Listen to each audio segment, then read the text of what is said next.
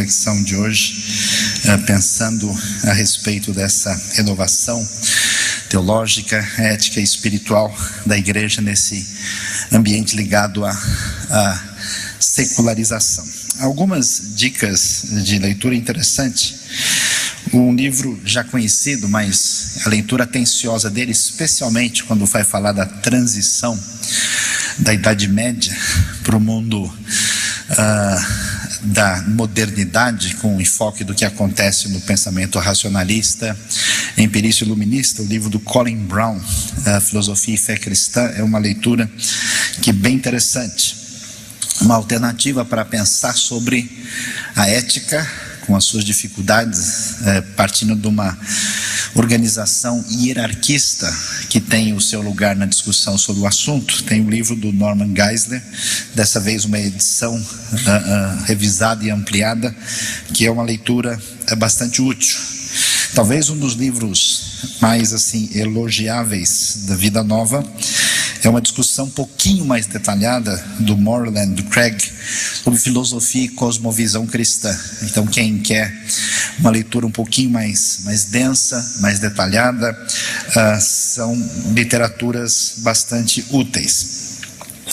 O Aldemar mencionou coisas sobre a Bíblia Esperança. Uma das coisas interessantes da Bíblia Esperança é que são estudos bastante objetivos. É uma Bíblia de discipulado para gente nova na fé, e a diferença é que ela vai tocar em questões como reforma agrária, racismo, homossexualidade e assuntos que geralmente não aparecem nesses contextos. Então os temas são variados e toca em questões que fazem parte da realidade de hoje. Por exemplo, uma pergunta que todo mundo faz: se Deus é um só, porque tem tantas denominações, que nem a gente não entendeu ainda, imagina a pessoa de fora da igreja.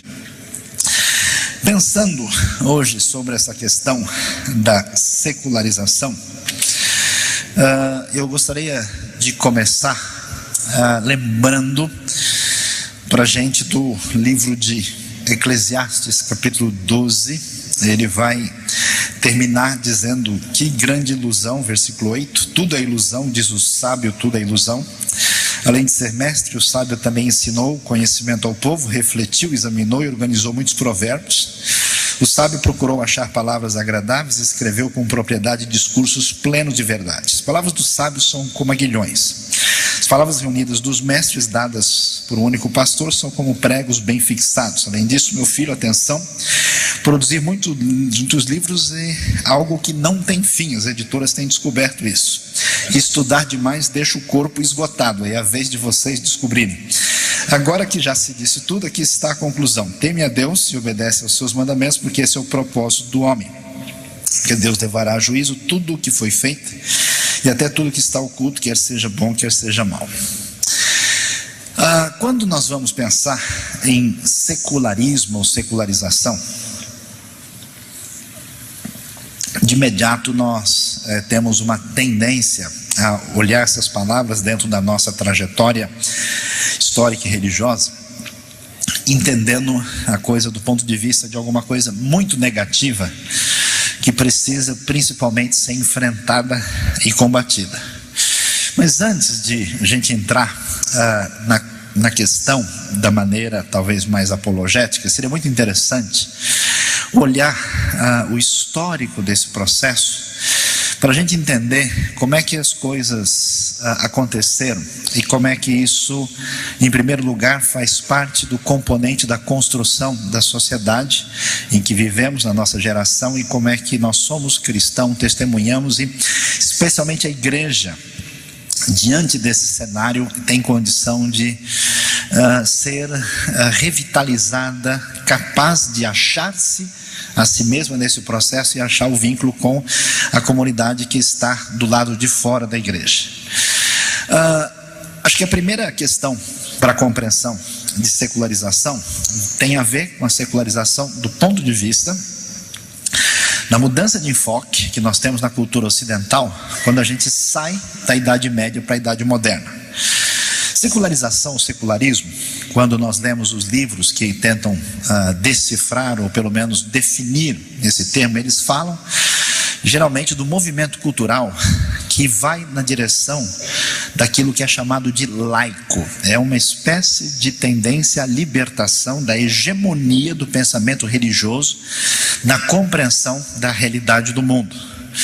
E olhando para o movimento que acontece no ambiente europeu, de fato você tem um pensamento tomista, escolástico, principalmente baseado na referência de Tomás de Aquino, que descansa em Aristóteles, que é o filósofo e depois Aquino, o teólogo da igreja, que constrói uma visão de mundo que tende a compreender toda a realidade e explicar o mundo à sua volta a partir das referências teológicas da igreja. Nesse sentido, o processo de secularização diz respeito à mudança nesse cenário. Alguns historiadores, por exemplo, vão ver, claro que o processo estando relacionado com o Renascimento italiano, que é uma tentativa de sair dessa referência buscando os valores greco-romanos. Vem a reforma, de certa forma, na direção de um pensamento que rompe com isso e de certa forma, recebe uma influência do pensamento autônomo e racional que já ganhava espaço no ambiente europeu, num certo sentido. Isso acontece, claro que reforma, por definição, é um pensamento também religioso que constrói as referências em função do texto sagrado como premissa fundamental. E vamos, claro, ver o movimento filosófico principal, que é o movimento que começa oficialmente com o racionalismo francês, cuja referência principal é o nosso amigo René Descartes, que viveu de 1596 a 1650 e foi o indivíduo que a gente poderia dizer que criou a independência na direção desse raciocínio que constrói o que a gente vai chamar de mundo secular depois. E o que efetivamente se observa dentro dessa realidade? Primeiro, é uma mudança de direção em relação ao critério de verdade, porque verdade, quando eu quero saber a verdade no ambiente medieval, eu tenho a referência da instituição. A instituição é o elemento mediador dessa realidade, e a verdade principalmente determinadora da minha relação com Deus e com a vida está na igreja. Quando eu chego nesse pensamento que muda filosoficamente a discussão do problema metafísico para o problema gnosiológico ou da teoria do conhecimento, a questão é agora como é que eu posso ter um conhecimento seguro. Então, o pensamento cartesiano vai organizar a realidade a partir da ideia que a razão é o árbitro suficiente e capaz de fazer a leitura adequada da realidade. E essa razão, ela se manifesta de uma maneira muito peculiar, que vai aparecer no famoso discurso do método, com a famosa frase que ganhou espaço na história, que é o famoso cogito ergo sum, ou seja, penso, logo existo. A razão se dá pelo indivíduo. O indivíduo autônomo descreve, consegue agora achar o que pode ser considerado verdade pelo instrumento da razão. E não só isso, ele o acha a partir do indivíduo. Então essa realidade constrói um novo mundo, que depois, aliado àquilo que vai ser chamado de empirismo inglês, com figuras especialmente de pessoas como Francis Bacon, Chico Toicinho para os amigos, e também John Locke, essa mistura vai culminar no famoso iluminismo, cuja referência maior a gente pode ter em Immanuel Kant, onde nós temos a glorificação da razão como referência de leitura da realidade, mas mais do que isso, e aí é uma coisa talvez para a gente aprender, temos que reconhecer a realidade de que o mundo medieval, na sua mistura de filosofia grega com referências cristãs, construiu uma visão de mundo que, de modo geral, de certa forma, reprimiu uma tentativa de uma leitura mais adequada da realidade à volta. Essa independência da razão, aliada à exploração do mundo que veio a dar naquilo que a gente veio a conhecer como método científico, de fato fez com que os europeus ficassem impressionados. Imagina só, não demorou muito tempo, esse pessoal estava andando a muitos quilômetros por hora mais rapidamente, né? Esse pessoal estava tomando banho de água quente de maneira diferenciada, se é que tomavam banho, não eram tão especialistas nisso, né? Esse pessoal começou a construir toda uma realidade que favoreceu, depois mais tarde, um tipo de pensamento que é derivado de um conceito que talvez seja a maior contribuição do pensamento cristão para a trajetória da filosofia ocidental, que é a derivação do eixo escatológico, que no processo de secularização do Ocidente virou aquilo que a gente veio chamar simplesmente de história.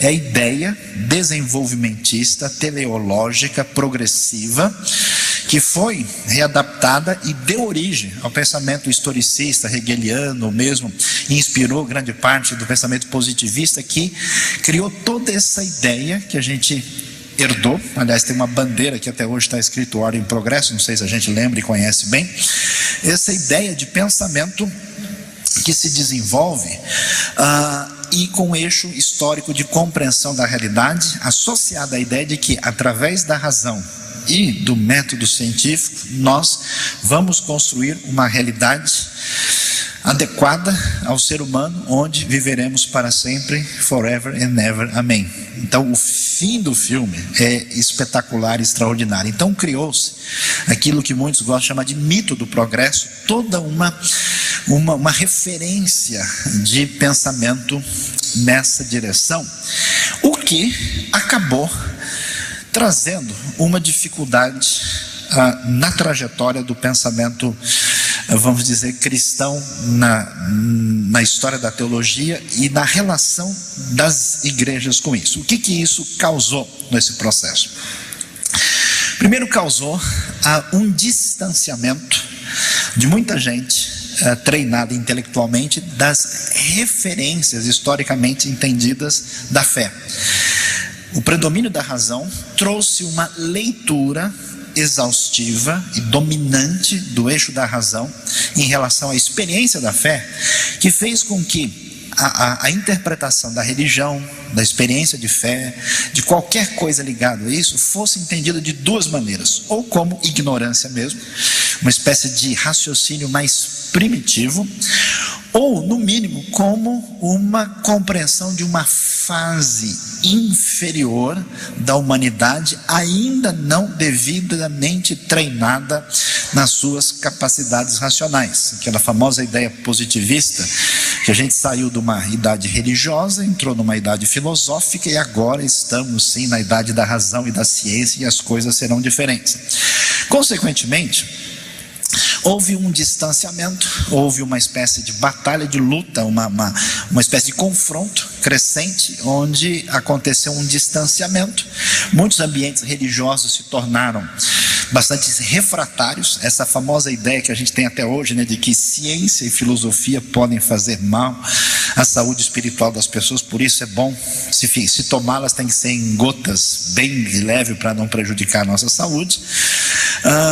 Ou a ideia de que alguns tiveram de se render ao eixo do pensamento racionalista e iluminista e fazer a leitura da fé, da religião e da história a partir daí. E aquilo que mais tarde vai ser conhecido como teologia mais crítica ou mais liberal, que envolve uma ruptura com referências historicamente consideradas não negociáveis a partir desse paradigma racional. Por outro lado, o eixo teológico chamado estritamente conservador, aquilo que mais tarde até vai receber o nome de fundamentalismo, vai ter uma atitude bastante interessante. Mais ou menos nesse mesmo cenário de entender que a razão e a ciência são paradigmas suficientemente capazes de fazer a leitura adequada da realidade, também associaram os seus métodos de percepção do pensamento teológico a isso, medindo as referências teológicas de maneira muito próximas a uma forma racionalista de pensar. Então, nesse sentido, a gente deve entender primeiro que o processo de secularização, número 1, é esse caminho de independência da razão e o caminho de independência que gerou uma autonomia de pensamento e o individualismo que marcou o mundo ocidental e que trouxe um resultado complicado para a nossa história, um resultado traumático de conversa entre igreja, teologia e sociedade, vamos dizer, secularizada, que trouxe um movimento de reação muito forte, negativo, que gerou uma espécie de gueto teológico religioso de afastamento e distanciamento dessa realidade que beirou ao obscurantismo, e na outra ponta gerou um namoro, gerou uma espécie de noivado, de aproximação de um pensamento crítico que fez a leitura da experiência de fé religiosa a partir exatamente desse mesmo elemento que causou a maneira como nós temos diversas correntes teológicas posteriormente. Um segundo momento da história vai trazer para nós um outro ambiente que eu diria que seria uma segunda referência de secularização. O que aconteceu? O pensamento firme, racional, iluminista, que é a glorificação, o ponto de referência máxima dessa história de glória da razão, especialmente depois de Kant, vai entrar numa crise muito acentuada. Porque o próprio Kant, na sua tentativa de descrever essa discussão, que era a discussão tão importante, especialmente no século XVII e também XVIII, que tinha a ver com teoria do conhecimento, a obsessão para ter o conhecimento seguro, essa coisa da certeza, né, que é a dimensão cartesiana máxima. E aliás, que entrou bastante na teologia, muito da teologia tem esse negócio, que a gente tem certeza de tudo, né? Se eu estava conversando com alguém, diz, a dúvida é do diabo. Eu falei, opa, já vi isso em algum lugar. Então, esse tipo de ideia entra em crise quando Kant começa a sugerir uma coisa, dizendo que nós temos acesso apenas ao fenômeno que está à nossa disposição na experiência cognitiva.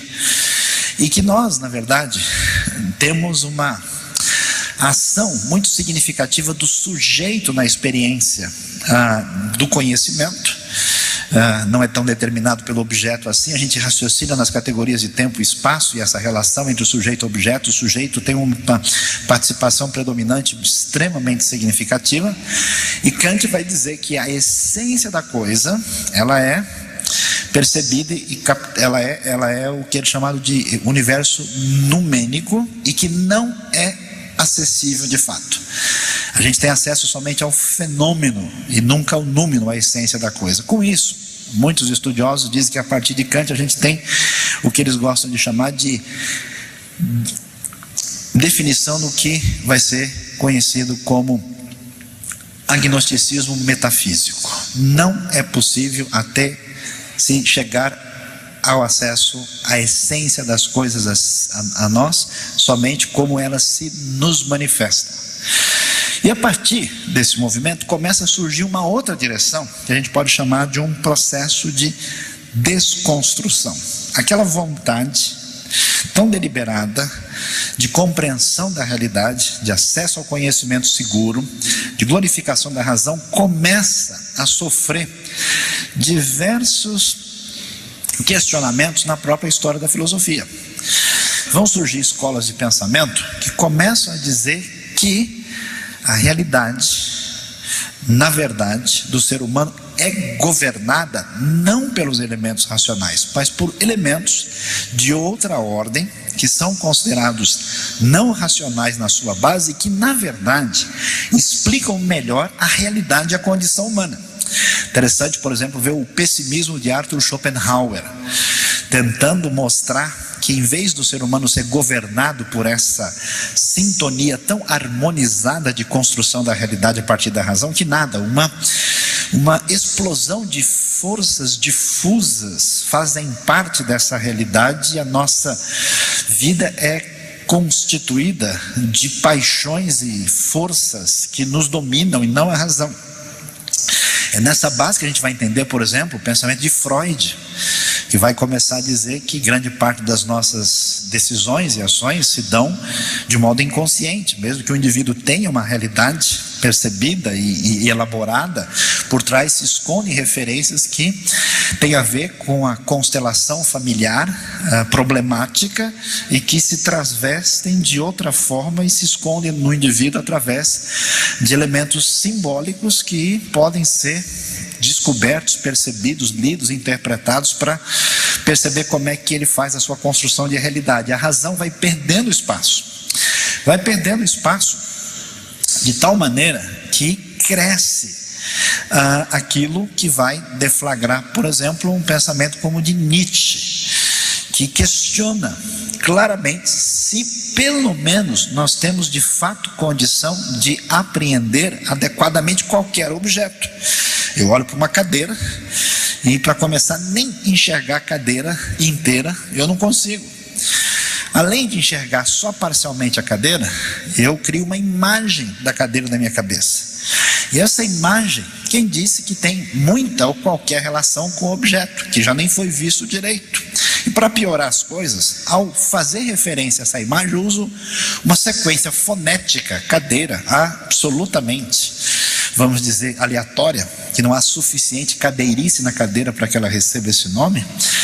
E então, a construção da linguagem faz parte de uma referência interna da mente, que não corresponde ao mundo do real. Consequentemente, discurso sobre o mundo, a tentativa de fazer uma leitura de conhecimento da realidade não corresponde aos fatos. É mais uma experiência interna, subjetiva e psicológica do que uma experiência com a realidade. Esse processo vai ser tão complicado, tão negativo, tão desconstrucionista, que a gente vai prosseguir nessa direção, vai chegar em pensadores modernos, por exemplo, contemporâneos. Modernos é uma palavra perigosíssima, mal utilizada aqui, né? Como Michel Foucault, que vai dizer que todo discurso, por exemplo, é um ato violento. Todo o discurso ele é um desrespeito ao outro, porque ninguém fala para comunicar, já que ninguém tem acesso a conteúdo que corresponde à realidade. Toda palavra é um ato de dominação do outro, todo discurso é um ato de poder. Ninguém fala para comunicar ou para dizer qualquer coisa, mas poder manipular e ter acesso e o domínio do outro. Essa é a condição humana. Esse universo de desconstrução, esse universo de negação do poder da razão, esse universo de ênfase e valorização e apreciação e discussão detalhada dos elementos não racionais que fazem parte da condição humana, criou uma cultura que vagamente a gente descreve com o pensamento existencialista, que a gente vai falar um pouquinho para tentar deixar isso um pouco mais claro, se é que é possível, se não for uma palavra de violência e de poder contra vocês aqui, né? Na tentativa de construir essa maneira de pensar. E falando sobre isso, o que culmina essa tendência, e talvez como representação maior de pensamento, na tradição filosófica e cultural existencialista que veio marcar a nossa época? O que acontece com o pensamento existencialista, que, por incrível que pareça, é fundado por um pastor luterano, nosso amigo, vulgo Kiki, o senhor Søren Kierkegaard, que viveu de 1813 a 1855. Ele ficou muito chateado e aborrecido. Ele percebeu alguma coisa parecida quando um crente muito avivado vai numa igreja extremamente racionalista e muito fechada. Ele percebeu que havia uma ênfase muito grande em modelos abstratos, em referências teológicas, em descrições racionais, em confissões de fé altamente discutidas a partir das referências proposicionais. Ele percebeu o valor da compreensão da história naquele grande Aufklärung alemão. E nosso amigo Kierkegaard começou a perceber, mas esse pessoal fala tão bonito, mas parece que eles sentem muito pouca coisa. Parece que lhes falta sangue na veia, parece que lhes falta paixão. E aí ele foi numa direção que vai culminar com o seguinte pensamento que marca a referência existencialista, que a existência precede a essência. O que isso significa? Significa que a dimensão humana não está tão preocupada nem com teoria do conhecimento, nem com ontologia. O problema é a existência humana diante da realidade aparentemente contraditória à nossa volta, que nós, na verdade, buscamos, em vez de uma resposta abstrata, uma referência cognitiva, ou qualquer interpretação metafísica mais coerente, nós buscamos significado. Qual é o sentido da vida? Então Kierkegaard vai por um caminho totalmente diferente, e ele vai ser a referência que depois vai ter um desdobramento tanto do pensamento, vamos dizer, secular, como no pensamento religioso. Ele vai dizer coisas assim, um tanto quanto interessantes. Ele vai dizer coisas, por exemplo, de que a verdade deveria ser entendida não como verdade no sentido científico ou absolutamente ligado ao pensamento racional iluminista. Ele fez uma comparação interessante do tipo, veja, por exemplo, o nosso amigo Galileu Galilei. Galileu Galilei foi convocado pela Inquisição para prestar a informação devida sobre o que ele acreditava, e ele disse a famosa frase sobre a terra e por se move. Na hora do vamos ver, quando Galileu foi confrontado, o que ele fez? Ele negou, voltou atrás e salvou a sua vida. Ninguém ficou bravo com ele, ninguém ficou nervoso. Não tem nenhum cientista dizendo que aquele cara foi um covarde, ele negou a verdade da ciência. Por que ele não morreu por ela? Ele disse, tá, uma verdade desse tipo, ninguém morre por ela.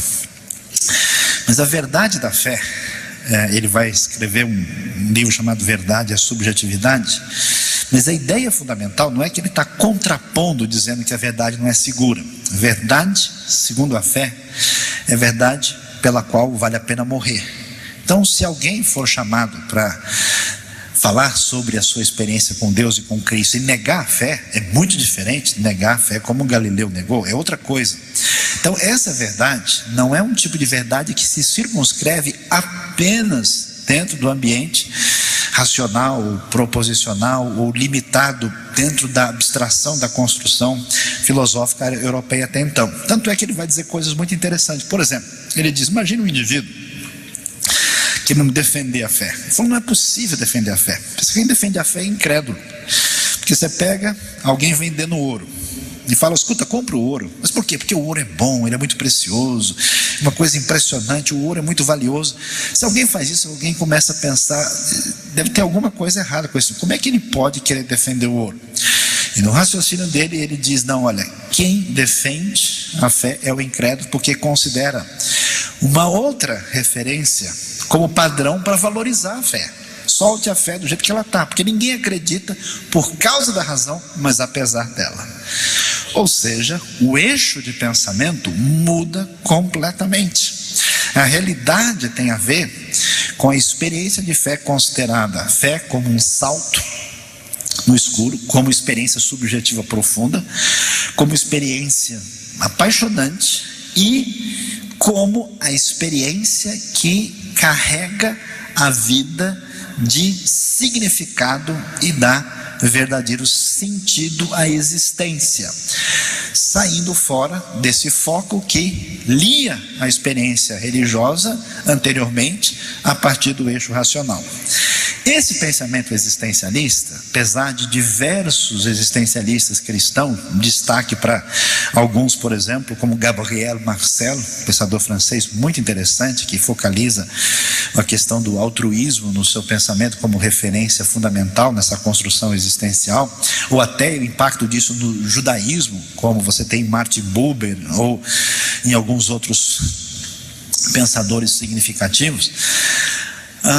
Nós vamos ter dentro da realidade do pensamento existencialista um caminho do outro lado que envolve a relação com o distanciamento da fé e da religião, o famoso pensamento ateísta secular, que a gente pode destacar em figuras como Jean-Paul Sartre, que entendia que a referência da autenticação da existência de alguém estava na busca real daquilo que era chamado de liberdade, porque o sistema onde nós estamos inseridos, ele é de tal forma opressor e dominador, que o indivíduo, vamos assim dizer, nunca existe de fato. Só quando ele usa de fato, ele consegue quebrar esse círculo e usa de fato a sua liberdade no sentido pleno da palavra, ele passa a autenticar a sua existência dentro dessa vida sem significado.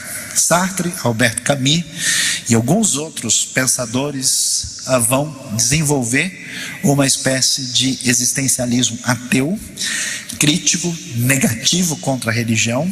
Destaque para autor literário Luigi Pirandello, italiano, por exemplo, e alguns outros pensadores que não têm qualquer apreço à religião, como é o caso, por exemplo, de Heidegger.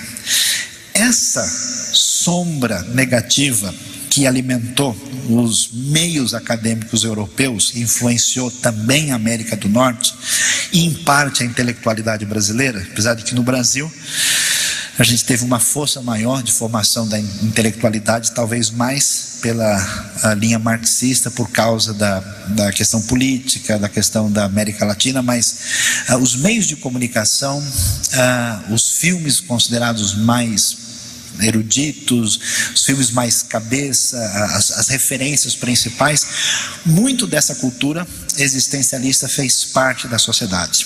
E o que aconteceu? Nós temos então um outro ambiente secular. Mesmo que essa crítica da razão, por um lado, foi feita a partir de um existencialismo religioso, que abriu espaço, inclusive, para a construção mais tarde do pensamento neo-ortodoxo, que vem a ser uma teologia que vai tentar redescobrir o fascínio da relação da fé, sem precisar depender das categorias rígidas do racionalismo. Nós vamos ter um caminho diferente nesse processo, que é o caminho da secularização, não mais com aquele ambiente racionalista cientificista, que ainda existe muito, especialmente pessoas às vezes ligadas à pesquisa científica propriamente dita, gente que mexe com ciências exatas. Em alguns departamentos, hoje, por exemplo, na Inglaterra, tem uma tentativa de surgir uma espécie de neo-ateísmo beligerante. Nesses ambientes ainda há um cheiro, um sabor de um secularismo de ruptura, de distanciamento arrogante contra a experiência da fé, da religião e assim por diante, quase que entendendo a fé a partir das referências do século XIX, como de Feuerbach, ou mesmo de Marx, ou de Nietzsche, ou de Freud. A religião é uma espécie de anomalia. A experiência de fé é uma coisa de gente que tem problemas ou que não desenvolveu bem a sua capacidade racional. A nova onda secular é outro tipo de coisa. Por quê? É uma onda a partir da desconstrução. Não se trata de uma referência de oposição a partir dos paradigmas da razão.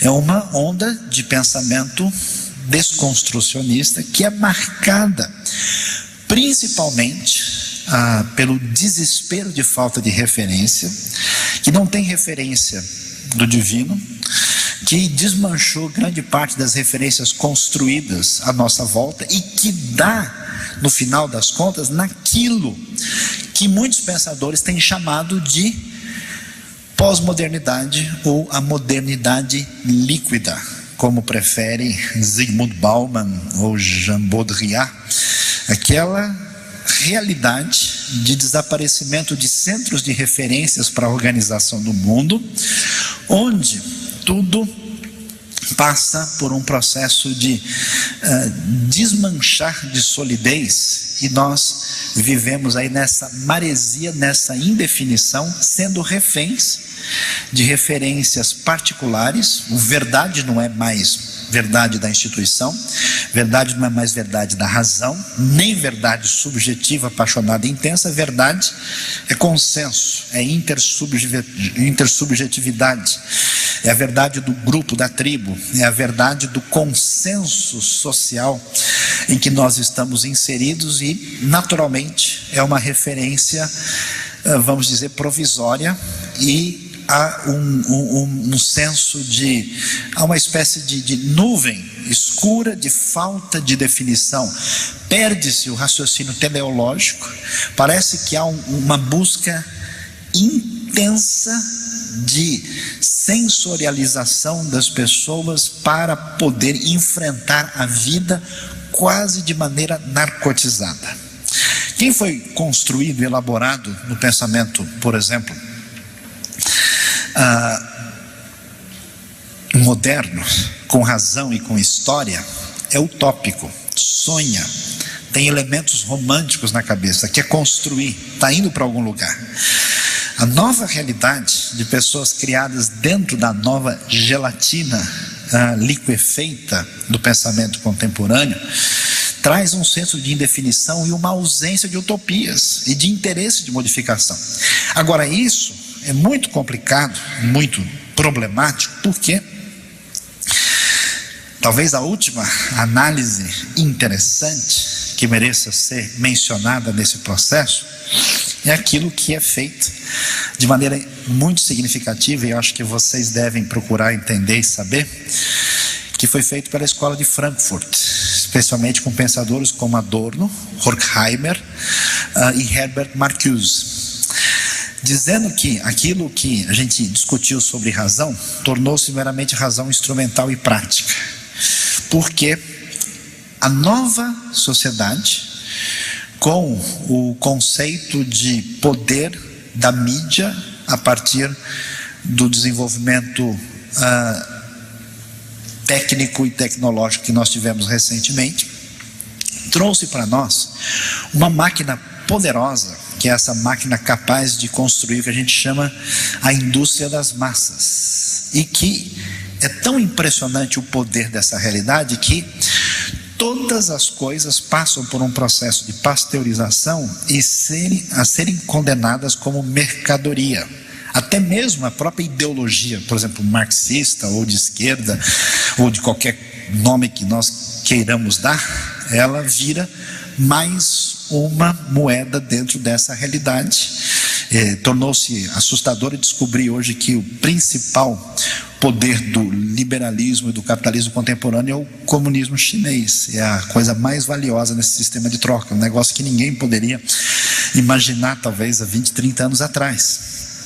Então, essa sociedade que criou a homogeneização da cultura, as referências da sociedade de massa tão dominadoras parecem pressionar o indivíduo de tal maneira em que nós estamos presos a um elemento onde tudo perde a possibilidade de busca de significado, de valor, e nós somos reféns dessa sociedade de exploração de significados e valores a partir das relações comerciais e do mundo em que nós vivemos.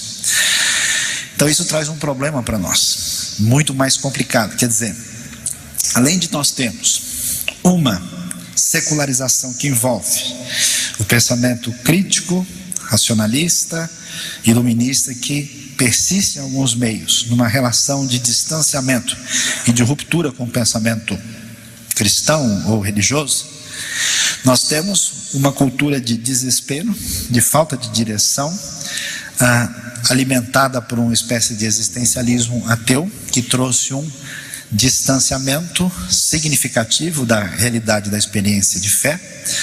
E terceiro, nós temos um outro tipo de secularismo que envolve a realidade da sociedade de cultura de massas que vive uma vida fútil, baseada nas referências de um consumismo imediato, baseada numa sociedade cada vez mais egocêntrica, numa sociedade cuja referência de realidade tornou-se simplesmente a sociedade da categoria do consumista. Então, por exemplo, ser igreja hoje se torna uma experiência mais complicada, porque na verdade a maneira como o indivíduo se relaciona com a fé, com a comunidade da fé, é muito semelhante à maneira como qualquer pessoa se relaciona com o universo de consumo. Ele tem uma palavra boa em tal lugar, ele compra a palavra dele lá. Em alguns casos é comprado mesmo. Ele tem uma oração mais forte em tal lugar, mais abençoada, fogo puro. Ele falou: opa, eu vou lá porque aquela oração ali é mais animada, a outra da minha igreja está muito fraca. Ele tem um louvor mais assim valioso, como um que surgiu lá em São Paulo esses dias: não perca no próximo sábado, louvai ou racha. Aí o sujeito falou: é lá mesmo que eu vou, o negócio está mais interessante, mais animado, eu vou nessa direção.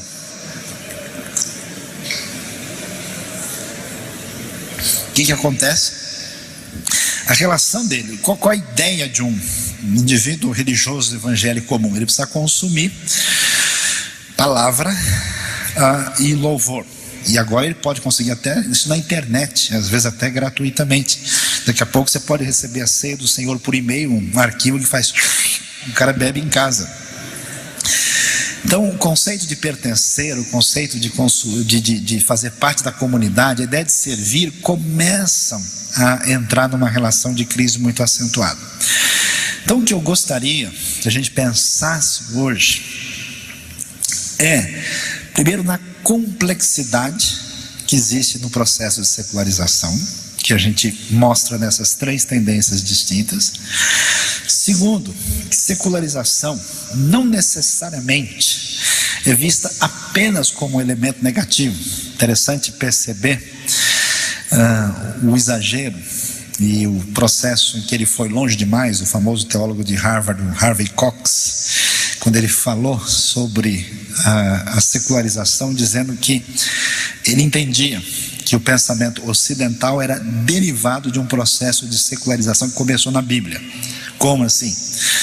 Ele dizia que a Bíblia desmistificava o paganismo, fazendo uma leitura, vamos dizer, mais objetiva disso. Por exemplo, os pagãos sempre diziam que o sol e a lua eram deuses, o famoso Shemesh e Areiach, Shamash da Babilônia.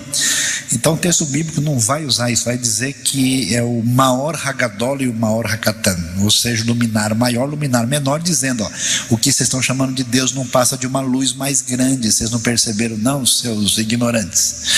Então o processo é, ao decretar Deus como a realidade suprema da transcendência, e esse Deus não está dependente da realidade natural, existe um processo de percepção do mundo a partir da sua objetividade e um certo desencantamento, uma demitologização do paganismo.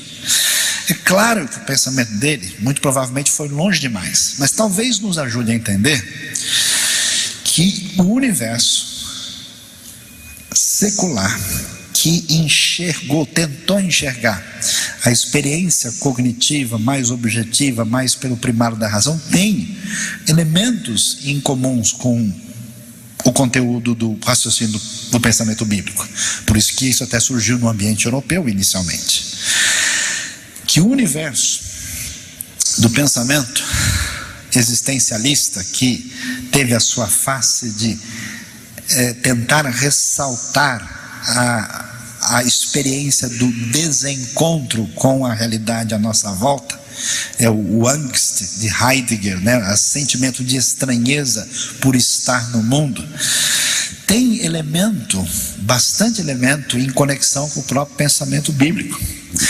E a maneira como se organiza a sociedade, a própria crise desse mundo que nós temos hoje, mesmo nessa terceira onda secular, onde as pessoas buscam, de certa forma, a sua valoração a partir das experiências do mercado, nós temos condição de lidar com isso também nas Escrituras. O que eu quero dizer com isso é o seguinte, que nós precisamos entender essas três elementos da secularização, entender não apenas do ponto de vista crítico, mas entender como é que ele surge em momentos de crise da história da cultura e do pensamento. E aí que vem a grande coisa, a novidade talvez para muita gente, entender que o pensamento bíblico não é um pensamento europeu ou americano do século XVI. E o pensamento bíblico não se circunscreve limitadamente a um enfoque existencial. que o pensamento bíblico, claro, também não corresponde à nossa cultura de mercado. Então, não há tempo de falar sobre isso hoje. Amanhã, se Deus quiser e os irmãos estiverem muito abençoados, aí recebendo a bênção entre nós, né? A gente vai tentar caminhar um pouco nessa direção. É necessário voltar à Bíblia, para ler a Bíblia de novo, dentro de uma percepção que vai tentar encontrar no texto bíblico a relação e a conexão desse texto com a sociedade que está à nossa volta. E eu posso dizer que isso não se faz meramente por uma apologética simplista. Isso não se faz meramente por uma relação de ruptura e de distanciamento e com uma postura dizendo: ó, vocês estão todos errados, fiquem quietos e escute o que eu tenho a dizer. Até porque, com o desenvolvimento da história do pensamento, hoje nós temos uma crise acentuada. A cristandade, no eixo da história recente, ela está marcada por diversos problemas que, com razão, fazem com que as pessoas que estão fora do ambiente religioso e eclesiástico tenham, com muita razão, uma atitude de distanciamento e de suspeita. Então nós precisamos pensar como é que a igreja, primeiro, é uma igreja autêntica, uma igreja marcada por espiritualidade renovada a partir de uma interação mais intensa e significativa, de uma redescoberta do texto bíblico dentro da nossa realidade. E segundo, como é que essa realidade da igreja pode e deve produzir impacto dentro da realidade da sociedade de hoje. Isso não é uma tarefa tão simples e tão fácil, mas seguramente é extremamente importante e relevante para a nossa vida. Eu só quero terminar dizendo que é muito interessante a gente perceber a razão porque eu li Eclesiastes, porque Eclesiastes é um livro bastante diferente. É muito interessante porque é um livro que não cabe muito nas nossas considerações imediatas. Aliás, as nossas teologias fechadas têm dificuldade de ler vários textos da Bíblia, né? E o Eclesiastes mostra a experiência do indivíduo debaixo do sol tentando encontrar uma referência que dê sustentação à vida. Então ele vai atrás, né, das riquezas, ele vai atrás dos prazeres, ele vai atrás do fazer, né? Ele tem uma interface com muita coisa fascinante que existe no mundo de hoje. Em vários lugares o texto toma uma postura de uma teologia provisória, né? Enquanto isso vão vivendo assim. Ele tem um lado brasileiro bem forte, assim, vocês já viram, né? Que diz: ó, o bom mesmo na vida é ir na churrascaria. Quando você não sabe das coisas, vai lá, come bem, vai vivendo assim, que é o que você consegue por enquanto. Depois ele vai dar uma realinhada. Alguns sentiram uma bênção maravilhosa aqui nessa noite, né? Então, depois ele vai realinhar algumas coisas daí e vai chegar à conclusão que nós lemos. Qual é a dimensão? O que eu quero dizer com isso? Numa proposta, por exemplo, de tentar se aproximar de seculares numa universidade francesa, alguns cristãos, em vez de entregar para eles o Evangelho de João ou Marcos, entregaram Eclesiastes. O impacto foi muito interessante, porque essas pessoas de cultura existencialista, vamos dizer, desconstrucionista, nunca imaginaram que tinha um livro desse dentro da Bíblia. Será que isso aqui é Bíblia mesmo? Nunca pensaram que havia espaço para isso. Quando nós lemos e vemos a espiritualidade dos salmos, uma coisa interessante, como os salmos são revestidos de um clamor, de uma incerteza, de um protesto perante Deus, de um clamor ousado. Como existe um lado tão agradável e valioso na certeza, que nos dá uma referência por onde caminhar, mas o Deus que se revela é o Deus que se esconde. E como a certeza pode ser tão perigosa, porque ela se torna referência de arrogância e não dependência. Então, num processo de percepção dialética de referências que precisam ser percebidas por uma outra pintura, talvez valha a pena a gente raciocinar sobre o texto e pensar que caminho a gente deve tomar em relação a esse mundo secular. Enquanto a gente discute teologia sistemática, e consegue poucos alunos para discutir Teodiceia, o problema do mal e a importância do trinitarianismo, a Cabana, que discute esses assuntos, vendeu mais de 2 milhões de exemplares. Então, na nossa metodologia, não no conteúdo necessariamente, nossa abordagem, a nossa interação com a sociedade secular, é preciso pensar como é que a gente faz isso e qual é a principal força da referência cristã capaz de fazer diferença dentro da igreja e fora da igreja, no mundo secularizado. Mas isso eu não vou contar para vocês hoje, porque no mundo pós-moderno a gente deixa suspense, a gente faz aspectos assim ligados ao imaginário, né? E deixa para o segundo tempo. A gente tem do segundo tempo amanhã, se empatar tem prorrogação, qualquer coisa nós vamos para os pênaltis, tá? Obrigado, Deus abençoe vocês e vamos encerrar nossa reflexão.